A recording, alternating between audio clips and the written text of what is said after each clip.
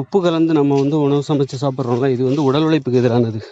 நம்ம ஏன் மூளை உழைப்புக்கு நோக்கி போகிறோம்? மூளை உழைப்பை வைத்து பிழைப்பது தான் நமக்கு பெருமையாக தெரிகிறது.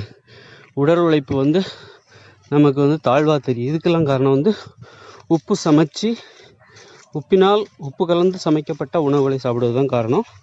மேலும் தானியங்களில் அரிசி, கோதுமை போன்ற தானியங்களில் உப்பை கலந்து உணவு சமைத்து அதை நாம் முழு நேரம் 3 வேளை அல்லது முழு நேர உணவாக தினம் சாப்பிடுவதால் தான் நமக்கு உடல் உழைக்க முடியாமை, சோம்பேறித்தனம், அதனை அடிப்படையாக கொண்டு தாழ்வு மனப்பான்மை அல்லது இழிவான மனப்பான்மை, உடல் பருமன், நோய்கள் எல்லாமே சேர்ந்து கடைசியாக மூளை உழைப்பை தீவிரப்படுத்துது.